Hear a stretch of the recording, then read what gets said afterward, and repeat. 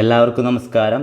LGS മൂന്നാം ഘട്ട പരീക്ഷയിലെ maths ഭാഗത്തിലെ ചോദ്യങ്ങളാണ് നമ്മൾ നോക്കാൻ പോകുന്നത്.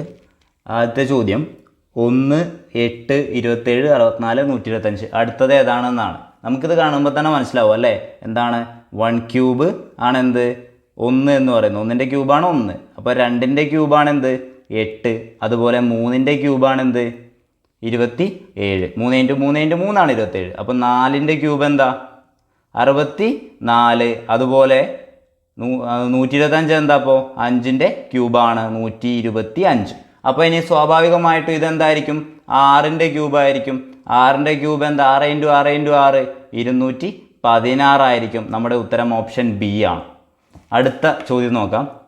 രണ്ടാമത്തെ ചോദ്യം വിട്ടുപോയത് കണ്ടുപിടിക്കാനാണ് പറഞ്ഞത്. ഞാനിതൊന്ന് എടുത്തെഴുതുന്നുണ്ട്. 9, 11, 15, അടുത്ത സംഖ്യ അറിയില്ല, 29, 39 എന്നാണ്. അപ്പോൾ നമ്മൾ സ്വാഭാവികമായിട്ട് ഇവിടെ വ്യത്യാസങ്ങൾ എടുക്കും. ഇവിടെ നോക്കുകയാണെന്നുണ്ടെങ്കിൽ 2 ആണ്, ഇവിടെ 4 ആണ്, ഇവിടെ എത്രയാണെന്ന് അറിയില്ല, ഇവിടെ എത്രയാണ് 10 ആണ്. നോക്കുകയാണെന്നുണ്ടെങ്കിൽ ഇവിടെ 2 ആണ്, ഇവിടെ 4 ആണ്. ഇനി അടുത്തത് അപ്പോൾ എത്രയായിരിക്കും? നമുക്ക് 6 കൊടുക്കുകയാണെന്നുണ്ടെങ്കിൽ എത്രയായിരിക്കും? 6 കൊടുക്കുകയാണെന്നുണ്ടെങ്കിൽ 15 6 21 ആയിരിക്കും. ഇവിടെ 8 ആവും. അപ്പോൾ 8 ആണെന്നുണ്ടെങ്കിൽ 29 ആവും. അപ്പോൾ ഇത് രണ്ടും എന്താണ്? കറക്റ്റാണ്. 6ഉം 8ഉം കൊടുത്തു കഴിഞ്ഞാൽ കറക്റ്റാണ്. അപ്പോൾ എന്താണ് ഇത് 2ൻ്റെ ഗുണിതങ്ങളാണ്. 2 കൂടി പോവുകയാണ് അല്ലേ? ഇവിടെ 2, ഇവിടെ 4, ഇവിടെ 6, ഇവിടെ 8, 10 അങ്ങനെയാണ് പോകുന്നത്. അപ്പോൾ നമ്മുടെ ഉത്തരം എന്ന് പറയുന്നത് എന്തായിരിക്കും? 21 ആയിരിക്കും. അടുത്ത ചോദ്യം നോക്കാം. അടുത്ത ചോദ്യം I എന്ന് പറയുന്നത് 828, ARM എന്ന് പറയുന്നത് 639. എങ്കിൽ ഇയർ എന്താണെന്ന്. ഇതേപോലത്തെ ചോദ്യം 2 ദിവസത്തെ മുന്നത്തെ ക്ലാസ്സിലും കൂടി നമ്മൾ ഡിസ്കസ് ചെയ്തതാണ്. എങ്ങനെ ചെയ്യാം? I എന്ന് പറയുന്നത് 828 ആണ്. ARM എന്ന് പറയുന്നത് 639 ആണ്. അപ്പോൾ ഇയർ എന്താണെന്നാണ് ചോദ്യം. നമുക്കറിയാം ഇതിലുള്ള അതേ സ്പെല്ലിങ്ങുകൾ തന്നെയല്ലേ, ആ അക്ഷരങ്ങൾ തന്നെയല്ലേ ഇതിലുള്ളത്. ഐയിലും ആമിലും കൂടിയുള്ള അക്ഷരങ്ങൾ എടുത്തിട്ടാണ് ഇയർ ഉണ്ടാക്കിയിരിക്കുന്നത്. അപ്പോൾ അതിന് കറസ്പോണ്ടിങ് ആയിട്ടുള്ള നോക്കിയാൽ പോരെ. ഈക്ക് ഏതാണ് 8 ആണ്. അപ്പോൾ ഈയുടെ നേരെ 8 എഴുതി. അതിൽ ഓപ്ഷൻ നോക്കിയാൽ മതി. ഓപ്ഷനിൽ ആകെ 8ൽ തുടങ്ങുന്ന ഒന്നുള്ളൂ. അപ്പോൾ ഓപ്ഷൻ സി ആയിരിക്കും ഉത്തരം. ഞാൻ എന്നാലും ഇതിൻ്റെ ബാക്കി കൂടി പറയാണ്. ഇനി അടുത്തത് എ ആണ്. എ എത്രയാ 6 ആണ്. ഇനി നോക്കുക, അടുത്തത് 6 ആണ്. 6 എന്താ 3 ആണ്. ഈ 3 ആണ് ഇവിടെ വരിക. 8, 6, 3. നമ്മുടെ ഉത്തരം ഓപ്ഷൻ സി ആണ്. സിമ്പിൾ ചോദ്യമായിരുന്നില്ലേ? അടുത്ത ചോദ്യം നോക്കാം. അടുത്ത ചോദ്യം അത് ഞാൻ ഇതിൻ്റെ കൂടെ തന്നെ എഴുതുകയാണ്, വരയ്ക്കാം. ബാബു എ എന്ന സ്ഥലത്തു നിന്നും, എ എന്ന സ്ഥലം. അപ്പോൾ ഇങ്ങനെ ഒരു ചോദ്യം തരുമ്പോൾ നമ്മൾ ആദ്യം എന്ത് ചെയ്യും? ദിശ ഒന്ന് വരച്ചു വയ്ക്കും അല്ലേ? ദിശ ഒന്ന് വരച്ചു വയ്ക്കുക. ഏതാ? വടക്ക്, തെക്ക്, കിഴക്ക്, പടിഞ്ഞാറ്. അപ്പോൾ ഇനി പറയുന്നത് എന്താ? എ എന്ന സ്ഥലത്ത് നിന്നും യാത്ര പുറപ്പെട്ട് 6 കിലോമീറ്റർ കിഴക്കോട്ട് സഞ്ചരിച്ചു. അപ്പോൾ ഇവിടെ നിന്ന് ഇങ്ങോട്ട് പോയി 6 കിലോമീറ്റർ കിഴക്കോ ഭാഗത്തോട്ട് സഞ്ചരിച്ചു. ഓക്കെ ആണല്ലോ. ഇനി എന്താ? ഇത് ബിയാ. ബിയിലെത്തി. എന്നിട്ട് എന്താ പറഞ്ഞത്? ബിയിൽ നിന്നും വീണ്ടും ഇടത്തോട്ട് തിരിഞ്ഞ്. അപ്പോൾ ഇടത്തോട്ട് തിരിഞ്ഞ് എന്ത് ചെയ്തു? 3 കിലോമീറ്റർ സഞ്ചരിച്ച് സിയിലെത്തി. ഇനി അവിടെ നിന്ന് എന്ത് ചെയ്തു? സിയിലെത്തിയിട്ട് സിയിൽ നിന്ന് വീണ്ടും ഇടത്തോട്ട് 6 കിലോമീറ്റർ. ഇവിടെ നിന്ന് എന്ത് ചെയ്തു? 6 കിലോമീറ്റർ ഇടത്തോട്ട് സഞ്ചരിച്ച് എവിടെ എത്തി? ഡിയിലെത്തി. അങ്ങനെയാണെന്നുണ്ടെങ്കിൽ ഈ 2 ദൂരങ്ങൾ എയും ഡിയും തമ്മിലുള്ള ദൂരമാണ് ചോദിച്ചേക്കണേ അല്ലേ? എയിൽ നിന്നും എത്ര കിലോമീറ്റർ അകലെയാണ് ബാബു ഇപ്പോൾ എന്നാണ് ചോദിച്ചേക്കണേ. ഇതെന്താ? ഇതൊരു ചതുരമാണ് അല്ലേ? ചതുരമാണ് അല്ലേ?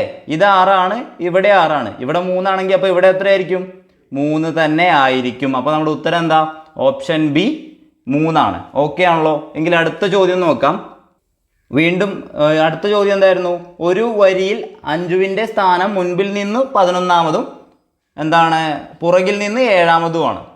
വരിയിലാകെ എത്ര ആളുകളുണ്ട്? നമ്മൾ കുറേ തവണ ചെയ്ത പ്രോബ്ലം ആണത് അല്ലേ? എന്താ ചെയ്യുന്നത്?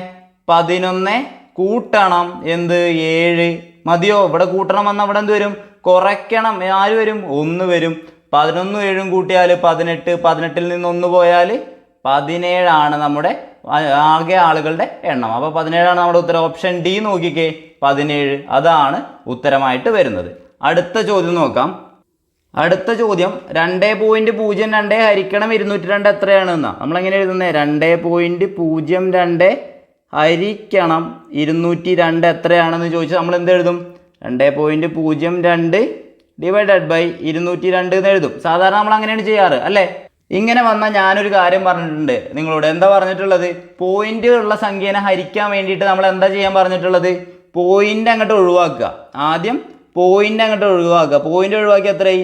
202. 2.02ന്റെ പോയിന്റ് അങ്ങ് ഒഴിവാക്കുക. എന്താ 202? അതിനെ അങ്ങോട്ട് ഹരിക്കുക. എത്ര? 202 കൊണ്ട് തന്നെ ഹരിച്ചു കഴിഞ്ഞാൽ എത്ര കിട്ടുക? 1 അല്ലേ? 202നെ 202 കൊണ്ട് വെട്ടിയാൽ 1 0. അപ്പോൾ നമുക്ക് കിട്ടുന്നത് എന്താ? 1. ഈ 1 എഴുതിയിട്ട് അവിടെ കഴിഞ്ഞോ? 1 എഴുതാൻ മതിയോ? പോരാ. ഇനി എന്താ? ഹരിക്കുന്നതിന് മുമ്പ് എന്താ?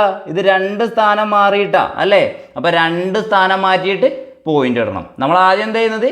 പോയിന്റ് ഇല്ലാതെ നമ്മൾ അങ്ങോട്ട് ഹരിച്ചു. ആദ്യം പോയിന്റ് ഒഴിവാക്കിയിട്ട് 2.02 എന്ത് ചെയ്തു? 202 ആയിട്ട് എടുത്തിട്ട് ഹരിച്ചു. എന്നിട്ട് എന്ത് കിട്ടി? നമുക്കപ്പോൾ 1 കിട്ടി. 1 കിട്ടിയിട്ട് നമ്മൾ എന്ത് ചെയ്തു?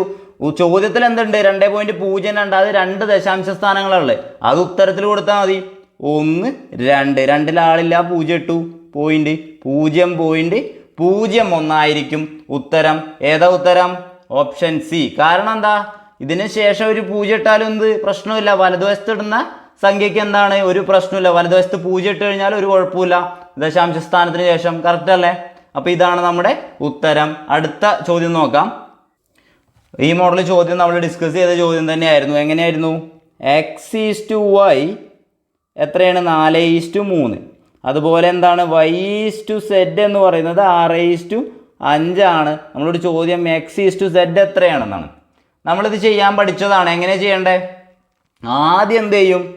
x/y/z ആണെന്ന് നമുക്കറിയാം. അപ്പോൾ അത് കണ്ടുപിടിക്കാൻ വേണ്ടിയിട്ട് ആദ്യം x/y നേരെ എഴുതുക. 4:3.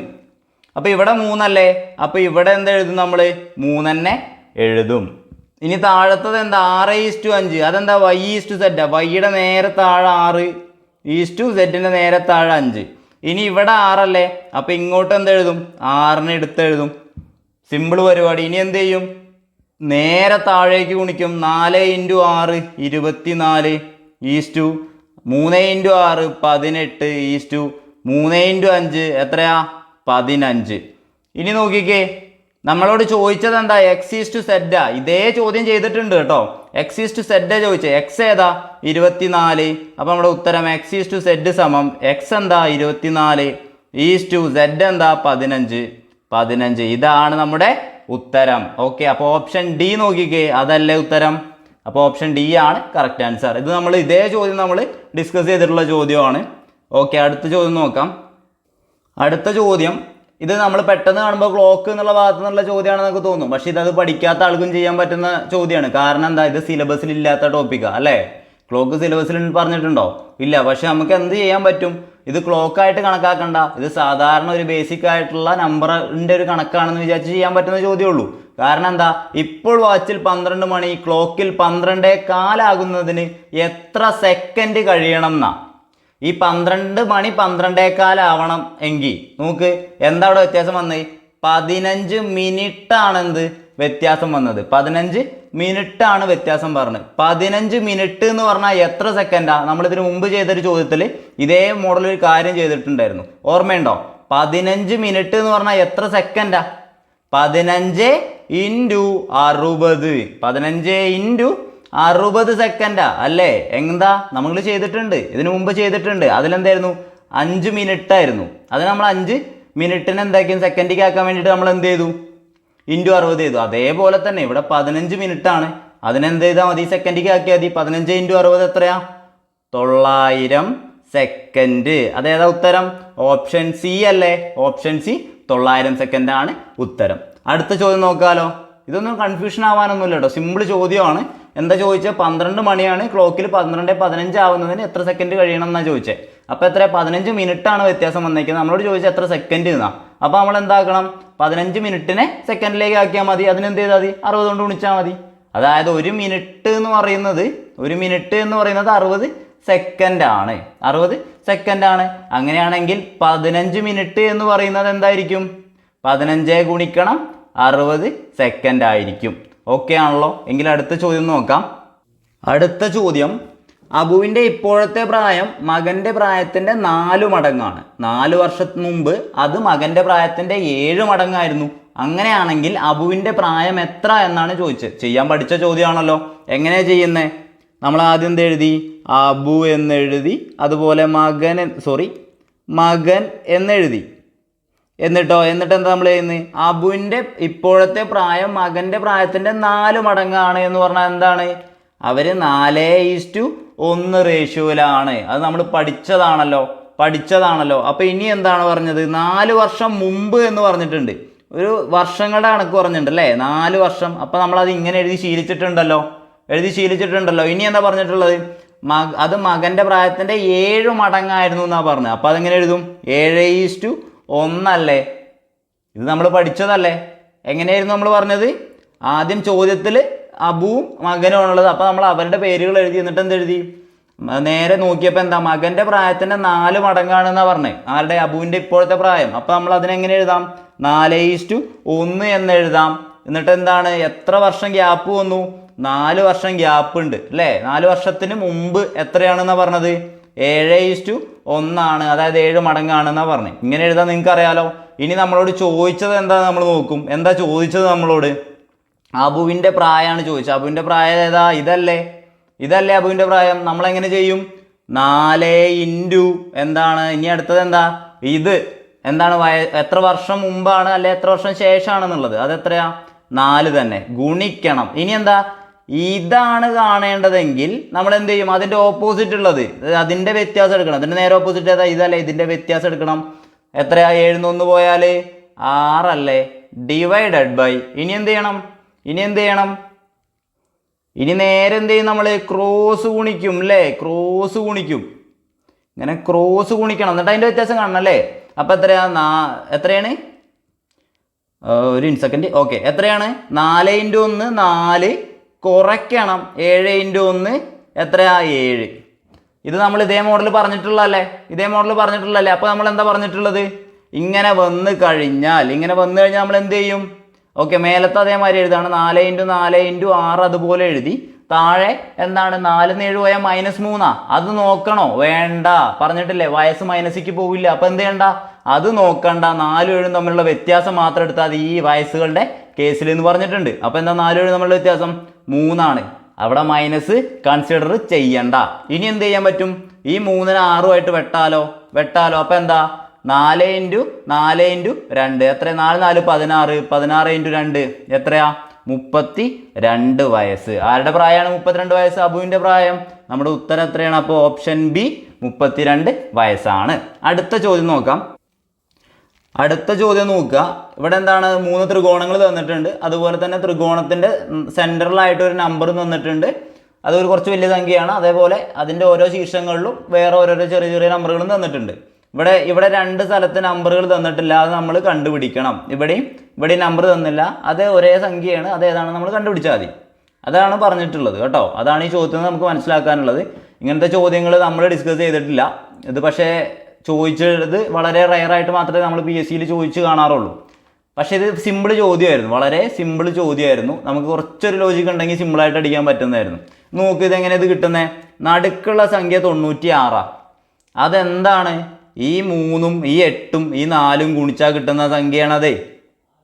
3 8 24 24 × 4 അതാണ് ഈ 96. മനസ്സിലായോ? 3 × 8 24 24 × 4 അതാണ് ഈ 96. അങ്ങനെയാണെന്നുണ്ടെങ്കിൽ ഇവിടെ പറയും 6 × 4 24. അപ്പോൾ ഇവിടെ ഏതായിരിക്കും സംഖ്യ വരിക? ഇവിടെ ഓൾറെഡി 6 × 4 24 വന്നു. അപ്പോൾ നടുക്കുള്ള സംഖ്യ ഏതാണെന്ന് കിട്ടി. പക്ഷേ അപ്പോൾ ഇനി ഇവിടെ ഒരു സംഖ്യ കൂടി ഉണ്ട്. ആ സംഖ്യ ഏതായിരിക്കും? 2 സംഖ്യകൾ ഗുണിച്ച് 24 കിട്ടി. അപ്പോൾ ഇനി എന്ത് സംഖ്യ കൂടി വരുന്നാലേ 24 മാറായിരിക്കുള്ളൂ? 1. വേറെ ഏത് സംഖ്യ കൊണ്ട് ഗുണിച്ചാൽ ആ സംഖ്യനെ ഇടുക. അപ്പോൾ 24 × 1, അതായത് 6 × 4 × 1 അതാണ് എന്ത്? 24. 6 × 4 24 24 × 1 24. അപ്പോൾ അതേപോലെ ഇവിടെ നോക്ക്, 8 × 9 72. 8 × 9 72. അപ്പോൾ ഇവിടെ ഏതായിരിക്കും സംഖ്യ? 1 തന്നെയായിരിക്കും. എന്നാലല്ലേ നമുക്ക് എന്ത് ചെയ്യാൻ പറ്റുള്ളൂ? 8 × 9 72 × 1 72 അങ്ങനെ എഴുതാൻ പറ്റുള്ളൂ. സിമ്പിൾ ചോദ്യമാണല്ലോ. പക്ഷെ നമുക്ക് എന്താ, ഇത് ചോദ്യങ്ങൾ കണ്ടു പരിചയം വേണം. കണ്ടു പരിചയമില്ലെങ്കിൽ നമുക്ക് ആ ലോജിക്ക് നൈസായിട്ട് അപ്പോൾ ഓടണം. ഓക്കെ, അപ്പോൾ നമ്മുടെ ഉത്തരം എന്ന് പറയുന്നത് ഓപ്ഷൻ ഡി ആണ്. അടുത്ത ചോദ്യം നോക്കുക. 7 6 5 4 3 2 5 എന്ന സംഖ്യയെ 11 കൊണ്ട് ഹരിക്കുമ്പോൾ ലഭിക്കുന്ന ശിഷ്ടം എത്രയാണ് എന്നാണ് ചോദിച്ചത്. 11 കൊണ്ട് ഹരിക്കാൻ വേണ്ടിയിട്ട് ചെയ്യാൻ പറഞ്ഞാൽ നമുക്കിത് ഒന്നുകിൽ നിങ്ങൾ സാധാരണ ഹരിക്കുന്ന മാതിരി 7, 6, 5, 4, 3, 2, 5 വെച്ചിട്ട് അതിനെ 11 കൊണ്ട് ഹരിച്ചിട്ട് ശിഷ്ടം കാണാൻ കഴിയുന്നവർക്ക് അങ്ങനെ കാണാം. അല്ല എങ്കിൽ നിങ്ങൾക്ക് 11ന്റെ ഡിവിസിബിൾ ആണോ എന്നറിയാൻ, അതായത് 11 കൊണ്ട് ഹരിക്കാൻ പറ്റുമോ എന്നറിയാൻ വേണ്ടിയിട്ട് ഒരു മെത്തേഡ് ഉണ്ട്, ഒരു ഐഡിയ ഉണ്ടായിരുന്നു, അത് ചെയ്താലും മതി.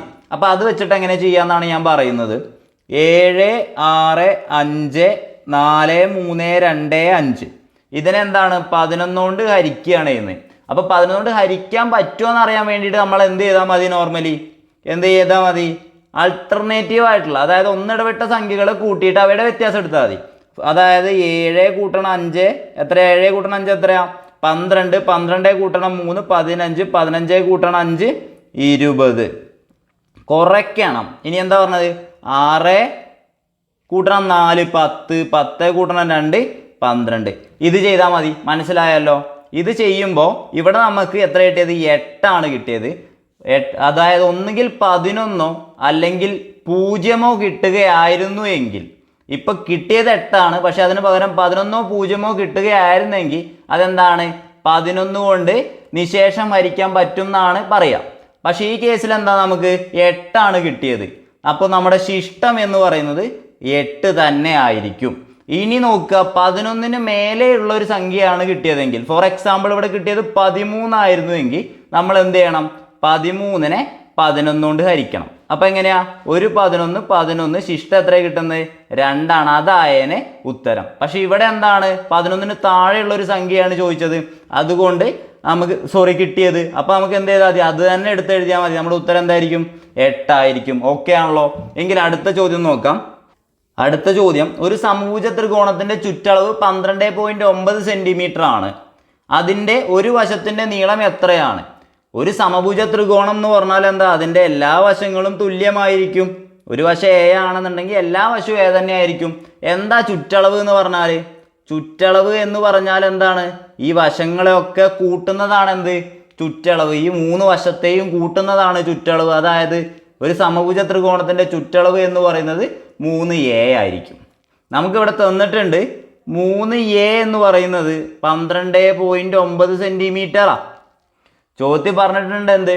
ചുറ്റളവ് 12.9 സെന്റിമീറ്റർ ആണെന്ന്. അപ്പൊ നമ്മൾ എന്ത് കണ്ടാൽ മതി? വശം കാണാൻ വേണ്ടിയിട്ട് എന്ത് ചെയ്താൽ മതി? അല്ലെങ്കിൽ എ കാണാൻ വേണ്ടിയിട്ട്, എ എന്താണ്? വശമാണ് കേട്ടോ. വശമാണ് എന്ത്? എ. അങ്ങനെയൊന്നും എഴുതണം എന്നില്ല. അല്ലാതെ തന്നെ എന്ത് ചെയ്യാം? ഈ 12.9നെ 3 കൊണ്ട് ഹരിച്ചാൽ എന്ത് കിട്ടും? നമുക്ക് ഒരു വശത്തിന്റെ നീളം കിട്ടും. ഇനി നോക്ക്, 12.9നെ 3 കൊണ്ട് ഹരിക്കുക എങ്ങനെയാ നമ്മൾ പഠിച്ചിട്ടുള്ളത്? പോയിന്റുള്ള ഒരു സംഖ്യേനെ വേറൊരു സംഖ്യ കൊണ്ട് ഹരിക്കുക എങ്ങനെയാ? ആ പോയിന്റ് ഒഴിവാക്കിയിട്ട് അങ്ങ് ഹരിക്കുക. എത്രയാ പോയിന്റ് ഒഴിവാക്കിയ? 129. അതിനെ 3 കൊണ്ട് ഹരിക്കുക. എത്രയാ? 3 4 12 0 9 അല്ലേ? 9 ഇറക്കി എഴുതിയപ്പോൾ എത്രയാ? 3 9. അപ്പൊ എന്താണ്? 0 വന്നു. അപ്പൊ എത്രയാ നമ്മുടെ ഉത്തരം? 43. നമ്മൾ നേരെ 43 എഴുതി കഴിഞ്ഞോ? ഇല്ല, 43 നമുക്ക് എഴുതാൻ പറ്റില്ല. കാരണം എന്താ? ഇവിടെ ഒരു സ്ഥാനം മാറ്റി പോയിന്റ് ഉണ്ട്. അപ്പൊ നമ്മുടെ ഉത്തരത്തിലും എന്തായിരിക്കും? ഒരു സ്ഥാനം മാറ്റി പോയിന്റ് ഇടണം. മറന്നില്ലല്ലോ. അപ്പൊ എന്താ? 4.3 സെന്റിമീറ്റർ ആയിരിക്കും നമ്മുടെ ഉത്തരം. ഏതാ ഉത്തരം? ഓപ്ഷൻ ഡി ആണ് കറക്റ്റ് ആൻസർ. അടുത്ത ചോദ്യം നോക്കാം. ചോദ്യം, ഒരു സംഖ്യയിൽ നിന്നും 3/8 കുറച്ച് വീണ്ടും 1/8 കുറയ്ക്കുമ്പോൾ 5/12 കിട്ടുന്നു എന്നാ പറഞ്ഞ്. ആദ്യത്തെ സംഖ്യയാണ് ചോദിക്കുന്നത്. അപ്പൊ സംഖ്യക്ക് ഞാൻ എക്സ് എന്ന് എടുക്കുകയാണ്. മനസ്സിലാവാൻ വേണ്ടി മാത്രമാണ്. സംഖ്യക്ക് എന്താ എടുക്കുന്നത്? എക്സ് എന്ന് എടുക്കുകയാണെന്നുണ്ടെങ്കിൽ എക്സ് കുറയ്ക്കണം 3/8. ഇനി എന്താ? വീണ്ടും 1/8 കുറയ്ക്കല്ലേ? കുറയ്ക്കണം 1/8 സമം 5/12 ആണ്. ഇതാണ് ചോദ്യത്തിൽ തന്നിട്ടുള്ളത് അല്ലേ? ഇത് തന്നെയല്ലേ ചോദ്യത്തിൽ തന്നിട്ടുള്ളത്? അതായത് എക്സ് കാണാൻ വേണ്ടിയിട്ട് എന്ത് ചെയ്താൽ മതി? അല്ലെങ്കിൽ സംഖ്യ കാണാൻ എന്ത് ചെയ്താൽ മതി? 5/12 അവിടെ നിൽക്കട്ടെ. അതിൻ്റെ അടുത്തോട്ട് എന്ത് ചെയ്താൽ മതി? ഈ സംഖ്യകളെ കൊണ്ടുപോയാൽ പോരെ? ഈ സംഖ്യകളെ വലതുവശത്തേക്ക് കൊണ്ടുപോയാൽ പോരെ? അപ്പൊ നോക്ക്, ഈ -3/8 വലതുവശത്തേക്ക് സമത്തിന്റെ അപ്പുറം പോകുമ്പോൾ എന്താവും? +3/8. മനസ്സിലായല്ലോ? ഇവിടെ മൈനസ് ആയിരുന്നപ്പോൾ അത് അപ്പുറത്തോട്ട് പോയപ്പോൾ പ്ലസ് ആയി. ഇനി അടുത്തത് ഇത് -1/8. അത് അപ്പുറത്തേക്ക് പോകുമ്പോൾ അതും എന്തായിരിക്കും? +1/8 ആയിരിക്കുമല്ലോ. മനസ്സിലായല്ലോ? എന്താ ചെയ്താൽ മനസ്സിലായല്ലോ? അപ്പൊ ഇനി പറ, ഇത് മൊത്തമായിട്ട് LCM എടുത്ത് ചെയ്യുന്നതിന് മുമ്പ് നമുക്ക് വേണമെങ്കിൽ എന്ത് ചെയ്യാം? ഈ 3/8 അതേപോലെ 1/8 വേണമെങ്കിൽ ചെയ്തൂടെ? കാരണം എന്താ, ഇതിൻ്റെ ഛേദങ്ങൾ തുല്യമാണ്. ഇനി അല്ലാതെ നമുക്ക് ചെയ്യാം. നമുക്ക് ആദ്യം എന്ത് ചെയ്യാം, ഈ രീതിയിലൊന്ന് പറയാം. അപ്പം 3/8 + 1/8 ആണല്ലോ, അതിനെ നേരെ കൂട്ടാമല്ലോ. അപ്പം ഞാനിതൊന്ന് എഴുതുകയാണ്. ആദ്യം 5/12 അതുപോലെ തന്നെ എഴുതി കൂട്ടണം. ഈ 3/8 കൂട്ടണം 1/8 എത്ര കിട്ടുക, ഇവിടെ എഴുതുകയാണ്. 3/8 കൂട്ടണം 1/8 എന്ന് പറഞ്ഞാൽ എത്രയാ? ഇവയുടെ ഛേദം തുല്യമായത് കൊണ്ട് ഛേദത്തെ അതേപോലെ എഴുതാലോ. അപ്പം മേലെ എത്ര വരിക, ഈ 3 + 1 അംശങ്ങൾ കൂട്ടണം അല്ലേ. ഛേദം തുല്യമാണെങ്കിൽ ഛേദം അതുപോലെ എഴുതുക, എന്നിട്ട് എന്ത് ചെയ്യുക, അംശങ്ങൾ കൂട്ടുക. എത്രയാ? 3 + 1 എത്രയായിരിക്കും? 4/8. എത്രയാണ് കിട്ടിയത്? 4/8. ഇതൊന്ന് വെട്ടിച്ചെറുതാക്കി കൂടെ? എത്ര കൊണ്ട് വെട്ടാം? 4 കൊണ്ട് തന്നെ വെട്ടാം. വെട്ടിച്ചെറുതാക്കിയാൽ 1/2. നമ്മുടെ ഉത്തരം എത്രയാണ്? 1/2. മനസ്സിലായല്ലോ. അപ്പം ഞാനിവിടെ എന്തെഴുതാൻ പോവാണ്? 1/2 എന്ന് എഴുതാൻ പോവാണ്. ഇതിനെ രണ്ടിന് ഞാൻ സെപ്പറേറ്റ് ഇവിടെ ചെയ്തു, എന്നിട്ട് ഞാൻ 1/2 എന്ന് എഴുതി. ഓക്കെ ആണല്ലോ. ഇനി നമുക്ക് എന്ത് ചെയ്യാം, 2ഉം 12ഉം ആണ്. അപ്പോൾ അതിൻ്റെ LCM എടുത്തിട്ട് നമുക്ക് ചെയ്യാം. ഓക്കെ ആണല്ലോ. LCM എടുത്തിട്ട് ചെയ്യാമല്ലോ. LCM എടുക്കുക എങ്ങനെയാണ്? നമ്മുടെ ഛേദങ്ങളുടെ LCM എടുക്കുക. 2, 12. ഇത് ചെയ്യേണ്ട ആവശ്യമുണ്ടോ? കാരണം എന്താ, 12നെ നമുക്ക് എന്ത് ചെയ്യാം, 2 കൊണ്ട് നിശേഷം ഹരിക്കാൻ പറ്റും. അതായത് വലിയ ഛേദത്തിനെ, വലിയ സംഖ്യയെ നമുക്ക് 2ഉം 12ഉം ആണെങ്കിൽ അതിൻ്റെ LCM എടുക്കാൻ വേണ്ടിയിട്ട് വലിയ സംഖ്യയെ എന്ത് ചെയ്താൽ മതി, ചെറിയ സംഖ്യ കൊണ്ട് നിശേഷം ഹരിക്കാൻ പറ്റുമെങ്കിൽ അതിൻ്റെ LCM എത്രയായിരിക്കും? ആ വലിയ സംഖ്യ തന്നെ ആയിരിക്കും. നമ്മൾ പഠിച്ചിട്ടുള്ളതാ. അപ്പോൾ നമ്മൾ ആ LCMന് എന്ത് ചെയ്യണം, ഞാൻ ഇവിടേക്ക് എഴുതുകയാണ്. LCM എന്തായിരിക്കും? ഛേദമായിട്ട് എഴുതുന്നു. അതിനുശേഷം ആ ഭിന്നസംഖ്യ അതേപോലെ ഇറക്കി എഴുതുകയാണ്. 5/12 ഗുണിക്കണം LCM എത്രയാ? 12. ഈ പ്ലസ് അതേപോലെ ഇറക്കി എഴുതാണ്. പ്ലസ് 1/2 ഗുണിക്കണം എന്താ? LCM 12. ചെയ്താൽ എത്ര കിട്ടുക? ചെയ്താൽ വെട്ടി ചെറുതാക്കാലോ. 12ഉം 12ഉം പോയി 1, 2ഉം 12ഉം പോയി 6. നമുക്ക് എത്ര കിട്ടുക? 5 കൂട്ടണം 6 / 12 എത്രയാണത്? 11/12. നമ്മുടെ ഉത്തരം ഏതാ? ഓപ്ഷൻ എ നോക്കിക്കേ. Option A 11/12. ഈ രീതിയിലാണ് ചെയ്തത് ഇപ്പോൾ. പക്ഷെ നമുക്ക് എന്ത് ചെയ്യാം, ഇത് വിസ്തരിച്ചൊന്ന് ചെയ്യാം. ആ സമയത്ത് എന്ത് ചെയ്യാം, അതായത് റിവിഷന് വേണ്ടിയിട്ട് ഒന്നും കൂടിയും ചെയ്യാം, പ്രോപ്പറായിട്ട് വേറൊരു ക്ലാസ്സിൽ ചെയ്യാം. ആ സമയത്ത് ഇത് 2 രീതിയിൽ കൂട്ടുന്നത് നമുക്ക് പറയാം കേട്ടോ. ഇനി അടുത്ത ക്ലാസ്സുകൾക്ക് വേണ്ടിയിട്ടുള്ളവർക്ക് വേണ്ടിയിട്ടാണ് പറഞ്ഞത്. അടുത്ത ചോദ്യം നോക്കാം. ചോദ്യം നോക്കൂ. 1.25 കുറയ്ക്കണം 0.25 / 1.25 കൂട്ടണം 0.75. എങ്ങനെ ചെയ്യാം? ആദ്യം മേലത്തെ ചെയ്യുക, പിന്നെ താഴത്തെ ചെയ്യുക. ആദ്യം നമ്മൾ എന്ത് ചെയ്യുന്നു, 1.25 കുറയ്ക്കണം 0.25 ചെയ്യുന്നു. എത്ര കിട്ടുക? 0.1. അതായത് എന്താണ് ഉത്തരം? 1. ഇതിൻ്റെ ഉത്തരം 1. അപ്പം മേലെ എന്തെഴുതാം? 1 എന്ന് എഴുതാലോ. / ഇനി താഴത്തെ എന്താ? 1.25 കൂട്ടണം 0.75. എത്ര ചെയ്യാം? 5 5 0, 2 7, സോറി 5 5 10, 10ൻ്റെ 1 ഉണ്ടല്ലേ ഇവിടെ. അപ്പോൾ എത്ര ഇത്? ഇതും 10. പോയിന്റ് ഇവിടെ ഇടാനുള്ള പോയിന്റ് ഇടുക. ഇവിടെ ഒരു 1 പോയി. അപ്പോൾ എത്ര? 2.00. അത് എത്രയാ? 2. അപ്പോൾ താഴെ എന്ത് വരും? 2 വരും. 1/2. ഞാൻ കാണാതെ പഠിച്ചോ എന്ന് പറഞ്ഞതാ. എന്താ കാണാതെ പഠിക്കാൻ പറഞ്ഞത്? 1/2 എന്ന് പറഞ്ഞാൽ 0.5 ആണ് എന്ന് കാണാതെ പഠിക്കണം എന്ന് പറഞ്ഞതാ. ഉത്തരം ഏതാ? Option B 0.5. ഇനി കാണാതെ പഠിക്കാത്തവരുണ്ടെങ്കിൽ 1/2 ഹരിക്കുക, 1നെ 2 കൊണ്ട് ഹരിക്കുക. എത്രയാ? ചെയ്യാൻ പറ്റുമോ? ഇല്ല. അപ്പം എന്താണ്, ഇവിടെ ഒരു പോയിന്റ് ഇട്ടു, ഇവിടെ ഒരു 0 ഇട്ടു. അപ്പം ഇനി എത്രയാ? 5 10 അപ്പോൾ നമ്മുടെ പ്രോബ്ലം കഴിഞ്ഞു അല്ലേ. 0.5 നമുക്ക് അങ്ങനെ കണ്ടുപിടിക്കാം. പക്ഷെ അത് ചെയ്യേണ്ട, പഠിക്കണം എന്ന് പറഞ്ഞിട്ടുണ്ട്, കാണാതെ പഠിക്കാൻ പറഞ്ഞിട്ടുണ്ട് ഈ വാല്യൂ അല്ലേ. നമ്മുടെ ഉത്തരം ഓപ്ഷൻ ബി ആണ്. അടുത്ത ചോദ്യം നോക്കാം. തുടർച്ചയായ 5 സംഖ്യകളുടെ തുക 510. നടുവിലത്തെ സംഖ്യ ഏതെന്നാ ചോദിച്ച്. തുടർച്ചയായ സംഖ്യകൾ എന്ന് പറയുമ്പോൾ അതെന്താണ്? അതൊരു സമാന്തര ശ്രേണിയാണ്. തുടർച്ചയായ സംഖ്യകൾ എന്ന് പറയുമ്പോൾ അതെന്താണ്?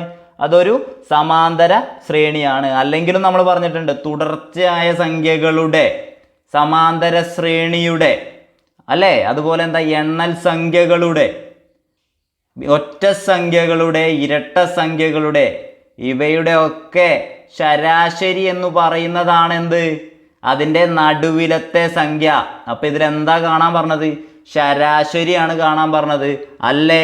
അപ്പം നടുവിലത്തെ സംഖ്യ എന്താണ്? ശരാശരിയാണ്. എന്തുകൊണ്ട്? തുടർച്ചയായ സംഖ്യകളായതുകൊണ്ട് അല്ലേ? അതൊരു സമാന്തര ശ്രേണിയല്ലേ? അപ്പം അത് ശരാശരിയാണ് കാണാൻ പറഞ്ഞത്. നമ്മളിത് പറഞ്ഞിട്ടുള്ളതല്ലേ? അപ്പം നോക്ക്, ശരാശരി കാണാൻ എന്ത് ചെയ്താൽ മതി? ശരാശരി കാണാൻ എന്ത് ചെയ്താൽ മതി? തുക ബൈ എണ്ണം ചെയ്താൽ മതി. ഇവിടെ തുക എത്രയാ? 510 എണ്ണം എത്രയാണ്? 5. 510നെ 5 കൊണ്ട് ഹരിച്ചാൽ ഒന്നുകിൽ നിങ്ങൾക്ക് എന്ത് ചെയ്യാം? ഇതിൻ്റെ ഇരട്ടി എടുത്തിട്ട് ഒരു പോയിന്റ് മാറ്റി കുത്തിട്ടാൽ മതി. ഒരു സ്ഥാനം മാറ്റി പോയിന്റ് ഇട്ടാൽ മതി അല്ലേ? ഇരട്ടി എടുത്തിട്ട് ഒരു സ്ഥാനം മാറ്റി പോയിന്റ് ഇട്ടാലോ അതിൻ്റെ ഉത്തരം കിട്ടും. അല്ലെങ്കിൽ എന്ത് ചെയ്താൽ മതി? ഹരിച്ചാൽ മതി. എത്രയാ? 1 5 5 ശിഷ്ടം 0 1. ഇവിടെ ഒരു 1 ഇറക്കി എഴുതി. ചെയ്യാൻ പറ്റുമോ? ഇല്ല. അപ്പോൾ ഇവിടെ ഒരു 0 ഇട്ടു. ഇനി ഈ 0 കൂടി ഇറക്കി എഴുതി. എത്രയാ? 2. അപ്പോൾ നമ്മുടെ ഉത്തരം എന്ന് പറയുന്നത് 102. നമ്മൾ ഉത്തരം കിട്ടി 102. നമ്മൾ ഓപ്ഷനിൽ നോക്കി 102 ഇല്ല. അപ്പോൾ എന്തായി? ചോദ്യം ഉത്തരവില്ല കേട്ടോ. അപ്പോൾ ഈ ചോദ്യം എന്തായിരിക്കും? ക്യാൻസലായി പോവും. അടുത്ത ചോദ്യം നോക്കാം. ചോദ്യം നോക്കൂ. 2 ചതുരങ്ങളുടെ നീളങ്ങൾ യഥാക്രമം 12 സെൻറ്റിമീറ്ററും 10 സെൻറ്റിമീറ്ററുമാണ്. വീതി യഥാക്രമം 6 സെൻറ്റിമീറ്ററും 8 സെൻറ്റിമീറ്ററുമാണ്. അവയുടെ പരപ്പളവുകൾ തമ്മിലുള്ള അംശബന്ധം എത്രയാണ് എന്നാണ് ചോദിച്ചിട്ടുള്ളത്. നോക്കുകയാണെന്നുണ്ടെങ്കിൽ 2 ചതുരങ്ങൾ ഞാൻ വരയ്ക്കുകയാണ്. അങ്ങനെ അതിൻ്റെ വില എത്രയ്ക്ക് തന്നിട്ടുള്ളത്? ഒരു നീളം 12 ആണ്, ഇയാളുടെ നീളം 10 ആണ്. ഇനി എന്താ പറഞ്ഞത്? വീതി യഥാക്രമം ഇത് 6 ആണ്, ഇത് 8 ആണ്. ഇവയുടെ പരപ്പളവുകൾ തമ്മിലുള്ള അംശബന്ധം ചോദിച്ചത്. ഇതിൻ്റെ പരപ്പളവ് എത്രയാ?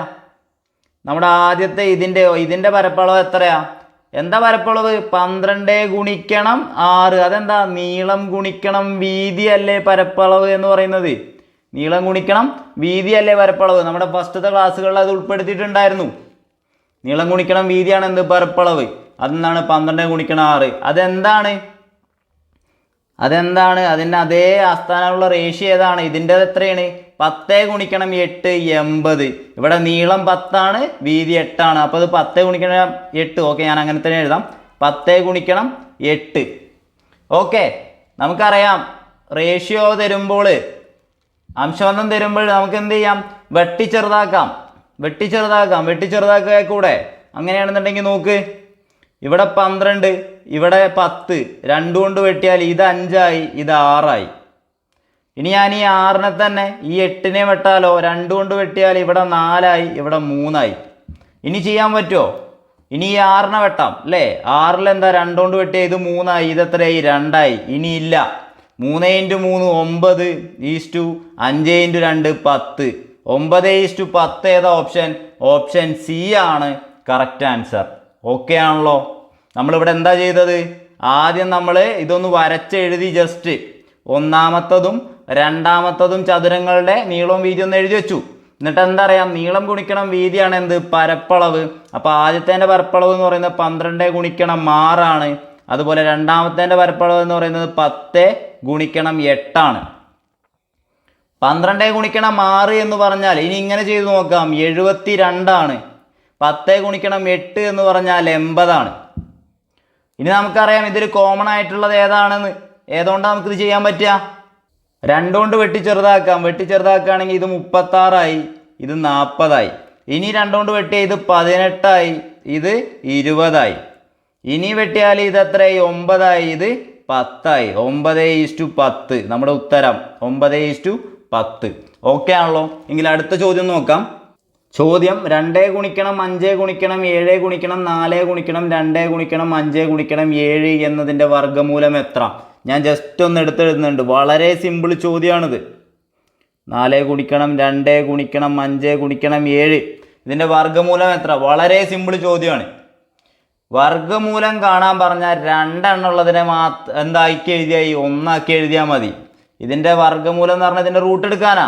അപ്പോൾ ഇതിൻ്റെ 2 എന്നുള്ളതിനെ 1 ആക്കി എഴുതിയാൽ മതി. അതായത് ഇവിടെ നോക്ക്, 2 ഇല്ലേ? ആ 2 പകരം ഞാൻ പുറത്തേക്ക് എഴുതുമ്പോൾ എന്ത് മതി? ഒറ്റ 2 മതി. 2 × 2 4. 4ന് 2. ഇത് മൊത്തത്തിൽ ഗുണിച്ചെഴുതാൻ നിന്നാൽ സമയം കുറേ പോവും. അതുകൊണ്ടാണ് ചെയ്യുന്നത്. ഓക്കെ, 2 × 2 4 ആണ്. അപ്പോൾ എന്താ? 2 എഴുതി. അതായത് 2 എണ്ണം ഒരേപോലെ ഉണ്ടോ അതിനൊന്ന് പുറത്തേക്ക് എഴുതാം.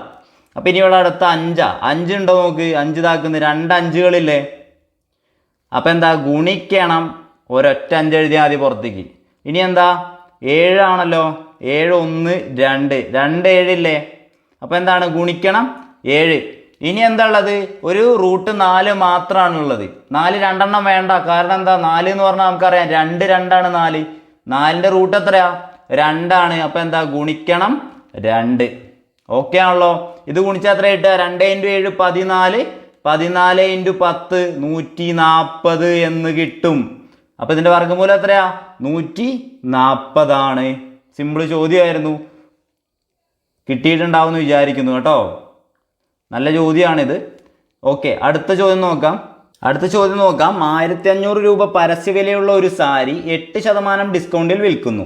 അയാൾക്ക് 20% ലാഭം ലഭിക്കുന്നുവെങ്കിൽ സാരിയുടെ യഥാർത്ഥ വില എത്ര എന്നാണ് ചോദിച്ചത് അല്ലേ. എന്താ ചോദിച്ചാൽ യഥാർത്ഥ വിലയാണ് ചോദിച്ചത്. പക്ഷെ ആദ്യം എന്ത് പറഞ്ഞിട്ടുണ്ട്, പരസ്യവില 1500 ആണ്, അത് 8% ഡിസ്കൗണ്ടിലാണ് വിൽക്കുന്നത്. അപ്പോൾ നമുക്ക് വിറ്റവില ആദ്യം കാണണമല്ലോ. വിറ്റവില കാണാൻ വേണ്ടിയിട്ട് നമ്മൾ ആദ്യം എന്ത് ചെയ്യണം, 1500ൻ്റെ എത്ര ശതമാനം ഡിസ്കൗണ്ടിലാണ് വിൽക്കുന്നത്, 8% ഡിസ്കൗണ്ടിലാണല്ലോ വിൽക്കുന്നത്. അപ്പോൾ 1500ൻ്റെ 8% എത്രയാണ് കാണുക, 0 പോയി ഇല്ലേ, 2 0 പോയി, 15 × 8 എത്രയാണ് 120 ആണല്ലോ. 120 ആണല്ലോ. അങ്ങനെയാണെന്നുണ്ടെങ്കിൽ 120 എന്ത് ചെയ്യണം, ഈ 120 എന്ത് ചെയ്യണം, ഡിസ്കൗണ്ട് ആണ്. 120 എന്ന് പറയുന്നത് ഡിസ്കൗണ്ട് ആണ്. അതപ്പോൾ എന്തെന്ന് കുറയ്ക്കണം, 1500ൽ നിന്ന് കുറയ്ക്കണം. 1500 നിന്ന് 120 കുറയ്ക്കണം. അതാണ് എന്ത് വിറ്റ വില. അത് എത്ര, 1380 രൂപ. വിറ്റ വില എത്രയാണ്, 1380 ആണ്. നമ്മൾ കണ്ടുപിടിച്ചു അല്ലേ, കണ്ടുപിടിച്ചു. ഓക്കെ ആണല്ലോ. വിറ്റ വില 1380. ഇതെന്താണെന്നാ പറഞ്ഞത്, 20% ലാഭമാണ് എന്നാണ് പറഞ്ഞത്. ഈ 1380 രൂപ എന്ന് പറയുന്നത് എന്താണ്, 20% ലാഭമാണ് എന്നാണ് പറഞ്ഞത്. 20% ലാഭം എന്ന് പറഞ്ഞാൽ നമ്മൾക്കറിയാം അതെന്താണ് യഥാർത്ഥ വിലയുടെ 120%. 100 + 20 120% എത്രയാണ്, 1380 ആണ്. അതാണ് ചോദ്യത്തിൽ നിന്ന് മനസ്സിലായത്. അങ്ങനെയാണെന്നുണ്ടെങ്കിൽ നമുക്ക് യഥാർത്ഥ വിലയാണ് കാണേണ്ടത്. യഥാർത്ഥ വില എപ്പോഴും, അല്ലെങ്കിൽ വാങ്ങിയ വില എപ്പോഴും എന്തായിരിക്കും, 100% ആയിരിക്കും. കണ്ടുപിടിക്കാൻ അറിയാലോ. ഇനി ഇതെത്രയാണെന്ന് കണ്ടുപിടിക്കാൻ അറിയാലോ. എങ്ങനെയാണ് നമ്മൾ ചെയ്യാറുള്ളത്, കുറേ നമ്മൾ ചെയ്യുന്നു അല്ലേ. എന്ത് ചെയ്യും, ക്രോസ് ഗുണിക്കുന്നു. 1380 ഗുണിക്കണം 100 ഹരിക്കണം എന്ത്, ഇത് ക്രോസ് ഗുണിക്കുന്നു. ഇവിടെ ആളില്ല, അപ്പോൾ ആരെ മാത്രം മതി, 120 മാത്രം മതി. ഓക്കെ ആണല്ലോ. ഈ 0 വെട്ടിപ്പോയി. 138/12 ചെയ്താൽ നമുക്ക് വെട്ടി ചെറുതാക്കാം. 138നെ 12നെ വെട്ടാൻ എത്രയാ, 6 കിട്ടും. 138ൻ്റെ പകുതി എത്രയാ, 69 അല്ലേ. 138ൻ്റെ പകുതി 69 അല്ലേ. ഇനി എന്ത് ചെയ്യാൻ പറ്റും, 3 കൊണ്ട് വെട്ടാലോ. 3 കൊണ്ട് വെട്ടി ഇവിടെ 2 ആയി. ഈ 69നെ 3 കൊണ്ട് വെട്ടിയാൽ എത്ര കിട്ടുക, 23 അല്ലേ കിട്ടുക. 23 അല്ലേ കിട്ടുക. അത് നീ നോക്ക്, ഇവിടെ ഒരു 100 ഇല്ലേ, 100/2 അതും വെട്ടാം. എത്ര കിട്ടുക, 50 ആയി. അപ്പോൾ നമ്മുടെ ഉത്തരം 23 ഗുണിക്കണം 50. 23 ഗുണിക്കണം 50 എത്രയാണ്, 23നെ 50 കൊണ്ട് ഗുണിച്ചാൽ 1150 എന്ന് കിട്ടും. 1150 രൂപ എന്ന് കിട്ടും. അതാണ് എന്ത് നമ്മുടെ യഥാർത്ഥ വില. ഏതാ ഉത്തരം, ഓപ്ഷൻ ബി 1150 രൂപ. ഓക്കെ ആണല്ലോ. എങ്കിൽ അടുത്ത ചോദ്യം നോക്കാം. അടുത്ത ചോദ്യം +8 ഗുണിക്കണം +12 ഹരിക്കണം +4 ഗുണിക്കണം -6. ഇതെന്താണ്, ആ സംഖ്യകൾക്കൊക്കെ സൈൻ തന്നിട്ടുണ്ട് എന്നുള്ളൂ. അതായത് +8 ഗുണിക്കണം +12 ഹരിക്കണം +4 ഗുണിക്കണം -6. ഇതിൻ്റെ അർത്ഥം എന്ന് പറയുന്നത് ഇതാണ്. അതായത് പ്ലസിന് എന്തെഴുതണ്ട, സൈന് കൊടുക്കേണ്ട ആവശ്യമൊന്നുമില്ല, ചിഹ്നം കൊടുക്കേണ്ട ആവശ്യമൊന്നുമില്ല. +8 ഗുണിക്കണം 12 ഹരിക്കണം +4 ഗുണിക്കണം -6. ബോർഡ് മാസ് പ്രകാരമാണെങ്കിൽ നമുക്ക് എന്ത് ചെയ്യണം, ആദ്യം ഡിവിഷൻ ചെയ്യണം അല്ലേ. ബ്രാക്കറ്റും ഓഫും ഇല്ല, അപ്പോൾ നമ്മൾ എന്ത് ചെയ്യും, ഡിവിഷൻ ചെയ്യും. ഡിവിഷൻ നോക്കുമ്പോൾ ഇവിടെയുള്ളത് +12നെ +4 കൊണ്ട് ഹരിക്കണം. ആദ്യം +12നെ +4 കൊണ്ട് ഹരിക്കണം. എത്ര കിട്ടുക, 12നെ 4 കൊണ്ട് ഹരിച്ചാൽ പ്ലസിനെ പ്ലസ് എന്ന് എഴുതണ്ട. നോക്ക്, 8 ഗുണിക്കണം 12 ഹരിക്കണം 4 ഗുണിക്കണം ഈ മൈനസിന് മാത്രം മൈനസ് ഇട്ട് എഴുതിയാൽ മതിയെന്ന് -6 ബാക്കിക്കൊക്കെ പ്ലസ്സിന് ഒന്നും എഴുതണ്ട. ഇനി ഒന്ന് പറഞ്ഞേ എങ്ങനെ ചെയ്യാം? നമ്മൾ ഡിവിഷൻ ചെയ്യണ്ടേ? ആദ്യം ഡിവിഷൻ ചെയ്താൽ എത്ര കിട്ടുക? ഇത് മാത്രം ചെയ്യുക. എത്ര? 12നെ 4 കൊണ്ട് ഹരിച്ചാൽ 3 അല്ലേ കിട്ടുക? ഇനി പറ 8 ഗുണിക്കണം 3 ഗുണിക്കണം -6 എന്ത് ചെയ്താൽ മതി? ഈ പ്ലസും മൈനസും ഗുണിച്ചാൽ എന്താ നോക്ക്? 3 × 8 24 ഗുണിക്കണം -6 എന്താ ചെയ്യേണ്ടത്? 24 ഗുണിക്കണം -6 ഇങ്ങനെ എഴുതുക. അതായത് 24നെ 6 അതായത് ഒരു പോസിറ്റീവ് സംഖ്യ ഒരു നെഗറ്റീവ് സംഖ്യ ഗുണിച്ചിട്ട് ഗുണിക്കുക എന്ന് പറഞ്ഞാൽ എന്ത് ചെയ്യുക? രണ്ടും ഗുണിച്ചിട്ട് ഏത് ചിഹ്നം ഇട്ട് കൊടുക്കണം? നെഗറ്റീവിൻ്റെ ചിഹ്നം ഇട്ട് കൊടുക്കണം. 24 ഗുണിക്കണം 6 ചെയ്യുക. എത്രയാ? 144. രണ്ടും ഗുണിക്കുക. അതായത് ഒരു പോസിറ്റീവ് സംഖ്യ ഒരു നെഗറ്റീവ് സംഖ്യ ഗുണിച്ചാൽ എന്ത് ചെയ്താൽ മതി? പോസിറ്റീവും നെഗറ്റീവും ഗുണിച്ചാൽ സംഖ്യ വരുന്ന ഉത്തരത്തിലായിരിക്കും നെഗറ്റീവിലായിരിക്കും. അതായത് ആ സംഖ്യകൾ തമ്മിലായിട്ട് ഗുണിക്കുക. എന്നിട്ട് എന്തിടുക? നെഗറ്റീവ് ഇടുക. നമ്മുടെ ഉത്തരം -144 ഓക്കെ ആണല്ലോ? ഇത് മനസ്സിലായല്ലോ? ഇനിയെങ്കിൽ അടുത്ത ചോദ്യം നോക്കാം. ഇതാ വീണ്ടും നമ്മളൊരു സ്ഥിരം ചോദ്യം അല്ലേ? 160 മീറ്റർ നീളമുള്ള ഒരു ട്രെയിൻ 200 മീറ്റർ നീളമുള്ള ഒരു പ്ലാറ്റ്ഫോമിൽ നിൽക്കുന്ന ഒരാളെ 8 സെക്കൻഡ് കൊണ്ട് മറികടക്കുന്നു. പ്ലാറ്റ്ഫോം കടന്നു പോകുന്നതിന് ട്രെയിൻ എടുത്ത സമയം എത്ര എന്നാണ് ചോദിച്ചിട്ടുള്ളത്. ഈ ചോദ്യത്തിൽ എന്തൊക്കെ തന്നിട്ടുണ്ട്? ട്രെയിനിൻ്റെ നീളം തന്നിട്ടുണ്ട്, അത് 160 പ്ലാറ്റ്ഫോമിൻ്റെ നീളം തന്നിട്ട് 200 ഒരാളെ 8 സെക്കൻഡ് കൊണ്ട് മറികടക്കുന്നതെന്നും പറഞ്ഞിട്ടുണ്ട്. ചോദ്യം എന്തായിരുന്നു? പ്ലാറ്റ്ഫോം കടന്നു പോകുന്നതിന് ട്രെയിൻ എടുത്ത സമയം എത്രയെന്നാണ് അല്ലേ? ട്രെയിൻ എടുക്കുന്ന സമയം, പ്ലാറ്റ്ഫോം കടന്നു പോകാൻ ട്രെയിൻ എടുക്കുന്ന സമയം എത്രയാണെന്നാണ്. സമയം കാണാൻ എന്ത് ചെയ്യണം? ഇക്വേഷൻ അറിയാലോ. ദൂരം ബൈ വേഗതയാണ്. ഇവിടെ വേഗത ഉണ്ടോ? വേഗത തന്നിട്ടുണ്ടോ? വേഗത തന്നിട്ടില്ല അല്ലേ? വേഗത നമ്മൾ കണ്ടുപിടിക്കണം. വേഗത കാണാനുള്ള സാധനങ്ങൾ പക്ഷെ ചോദ്യത്തിലുണ്ട്. എന്താണ്? ട്രെയിനിൻ്റെ നീളം 160. അതായത് വേഗത കാണാനുള്ള ഇക്വേഷൻ എന്താ? ദൂരം ബൈ സമയമാണല്ലോ. ഇത് നമുക്ക് അറിയുന്നതാണ്. ഇക്വേഷനിൽ നിന്ന് അല്ലെങ്കിൽ ഉണ്ടാക്കാൻ കഴിയും. നോക്ക്, ദൂരം ബൈ സമയമാണല്ലോ. ദൂരം എത്രയാ? ട്രെയിനിൻ്റെ ദൂരം എടുക്കുക 160. ഇനി നോക്ക് സമയം എത്രയാ? ഒരാളെ 8 സെക്കൻഡ് കൊണ്ട് കടന്നു പോകും. അതായത് ഇത് ചോദ്യം കണ്ട് കൺഫ്യൂഷൻ ആവരുത് ഒരിക്കലും. 160 മീറ്റർ നീളമുള്ള ഒരു ട്രെയിൻ 200 മീറ്റർ നീളമുള്ള ഒരു പ്ലാറ്റ്ഫോമിൽ നിൽക്കുന്ന ഒരാളെ, ആ പ്ലാറ്റ്ഫോം അവിടെ കണക്കാക്കണ്ട. വേഗത കണക്കാക്കുമ്പോൾ ഇപ്പോൾ പ്ലാറ്റ്ഫോം കണക്കാക്കണ്ട. എന്ത് ചെയ്താൽ മതി? ഒരാളെയാണ് 8 സെക്കൻഡ് കൊണ്ട് മറികടക്കണത്. അപ്പോൾ എന്ത് ചെയ്താൽ മതി? ആ സമയം എത്രയായിരിക്കും? 8 സെക്കൻഡ് ആയിരിക്കും. 160/8 ചെയ്താൽ എത്ര വരിക? 20 അല്ലേ വരിക? 20 മീറ്റർ പെർ സെക്കൻഡ് ആണ് എന്ത്? വേഗത എന്ന് പറയുന്നത് 20 മീറ്റർ പെർ സെക്കൻഡാ. ഇനി അങ്ങനെയാണെന്നുണ്ടെങ്കിൽ ഇവിടുത്തെ ദൂരം എത്രയാ? ദൂരം എന്ന് പറയുന്നത് 160 മാത്രമാണോ ഈ കേസിൽ? അതായത് പ്ലാറ്റ്ഫോം കടന്നു പോകാൻ ട്രെയിൻ എടുത്ത സമയം ചോദിച്ചാൽ എന്തായി? അവിടെ ട്രെയിനിൻ്റെ 160ഉം പ്ലാറ്റ്ഫോമിൻ്റെ 200ഉം കൂടി കൂട്ടണം അല്ലേ?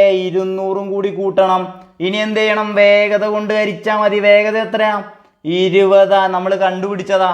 അങ്ങനെയാണെങ്കിൽ 160ഉം 200ഉം എത്രയാ? 360 ഹരിക്കണം 20. ഈ 2 0 പോയല്ലോ. ഇനി നോക്ക് 36/2 എത്രയാ? 18 സെക്കൻഡ്. എന്താ ഉത്തരം? 18 സെക്കൻഡ്. ഓപ്ഷൻ ബി ആണ് കറക്റ്റ് ആൻസർ. ഓക്കെ ആണല്ലോ? അപ്പോൾ നമ്മൾ ഇതിൽ മൊത്തത്തിൽ ഒരു ചോദ്യം ക്യാൻസലായിപ്പോയി. നമുക്കറിയുന്ന ഒരു ചോദ്യമായിരുന്നു അല്ലേ? എന്നാലും കുഴപ്പമില്ല, അത്യാവശ്യം കുഴപ്പമില്ലാത്തൊരു പരീക്ഷ തന്നെയായിരുന്നു. അപ്പോൾ ഇനി നന്നായിട്ട് പഠിക്കുക. അടുത്ത പരീക്ഷ എഴുതാനുള്ള ആളുകൾ നന്നായിട്ട് പഠിക്കുക. അപ്പോൾ ഇന്ന് പരീക്ഷ എഴുതിയ ആളുകളോടായിട്ട് പറയാനുള്ളത്, ഒരിക്കലും ഒരു എക്സാം എഴുതി കഴിഞ്ഞാൽ എനിക്കറിയാം എന്താണ്, ആർക്കും എന്തുണ്ടാവില്ല, ഫുള്ളി സാറ്റിസ്ഫൈഡ് ആവില്ല. ഇനിയിപ്പോൾ നിങ്ങൾക്ക് 100 മാർക്ക് കിട്ടിയാൽ പോലും നിങ്ങൾ എന്ത് ചെയ്യില്ല? സാറ്റിസ്ഫൈഡ് ആവില്ല. കാരണം എന്താ? എനിക്ക് 100 മാർക്ക് കിട്ടിയാൽ മറ്റേ ആളുകൾക്കും എന്ത് കിട്ടിയിട്ടുണ്ടാവും? 100 മാർക്ക് കിട്ടിയിട്ടുണ്ടാവും എന്നുള്ള ചിന്തയാണ് നമുക്ക്. അപ്പോൾ ഇതൊന്നും ആലോചിച്ച് ടെൻഷൻ ആവേണ്ട ആവശ്യമില്ല. നിങ്ങളിന്ന് പരീക്ഷ എഴുതി കഴിഞ്ഞു, നിങ്ങളൊന്ന് റെസ്റ്റ് എടുക്കുക. നിങ്ങൾ ഇത്രയും കാലം പഠിച്ചതാണ്. അപ്പോൾ 1-2 ദിവസം ഒന്ന് റെസ്റ്റ് എടുത്തിട്ട് വീണ്ടും എന്ത് ചെയ്യുക? പഠിക്കാൻ പറ്റുന്ന ആളുകളാണെന്നുണ്ടെങ്കിൽ ഇരുന്ന് പഠിക്കുക. എന്തായാലും എനിക്ക് പറയാനുള്ളത് ഇത്രയേ ഉള്ളൂ. ഒരു എക്സാം നിങ്ങൾ എഴുതി, എക്സാമിൻ്റെ റിസൾട്ട് വരുന്നവരെ വെയിറ്റ് ചെയ്യാൻ നിൽക്കരുത്. പഠിക്കാൻ പറ്റുന്ന ആളുകളാണെന്നുണ്ടെങ്കിൽ പഠിക്കുക. നമ്മളിത് മാത്സിൻ്റെ ക്ലാസ് എന്തായാലും നമ്മൾ കണ്ടിന്യൂ ചെയ്യുന്നതായിരിക്കും. ഇതേപോലെ അല്ലെങ്കിലും നമ്മൾ ടോപ്പിക് വൈസ് ആയിട്ടെങ്കിലും മാത്സിൻ്റെ ക്ലാസ് കണ്ടിന്യൂ ചെയ്യും. അതുപോലെ തന്നെ നമ്മൾ കറണ്ട് അഫയേഴ്സും കുറച്ചുകൂടി GKയുടെ പാർട്സും കൂടി ചെയ്തിട്ട്, അല്ലെങ്കിൽ നമ്മൾ എന്ത് ചെയ്യണമെന്ന് വിചാരിക്കേണ്ട, എന്തെങ്കിലും ഒന്ന് നല്ല രീതിക്ക് ചെയ്യണമെന്ന് നമ്മൾ നല്ലപോലെ ആഗ്രഹിക്കുന്നുണ്ട്. അതായത് ഒരു കോഴ്സ് പോലെയോ ഫ്രീ ആയിട്ടൊരു കോഴ്സൊക്കെ ചെയ്താലോ, കോഴ്സ് കൊടുക്കുന്ന മാതിരിയൊക്കെ ചെയ്താലോ നമ്മൾ വിചാരിക്കുന്നുണ്ട്. മൊത്തം ഒരു സിലബസ് കംപ്ലീറ്റ് ചെയ്യുന്ന പോലെ ഏതെങ്കിലും പരീക്ഷയ്ക്ക് വേണ്ടിയിട്ട് അങ്ങനെയൊക്കെ നമ്മൾ ആഗ്രഹിക്കുന്നുണ്ട്, ചെയ്യാൻ വിചാരിക്കുന്നുമുണ്ട്. അതിനൊക്കെ ഉള്ളൊരു പരിപാടിയിലാണ് നമ്മൾ നോക്കിക്കൊണ്ടിരിക്കുന്നത്. എന്തായാലും നമ്മുടെ കൂടെ ഉണ്ടാവുക, ഞങ്ങളും നിങ്ങളുടെ കൂടെ ഉണ്ടാവും. താങ്ക്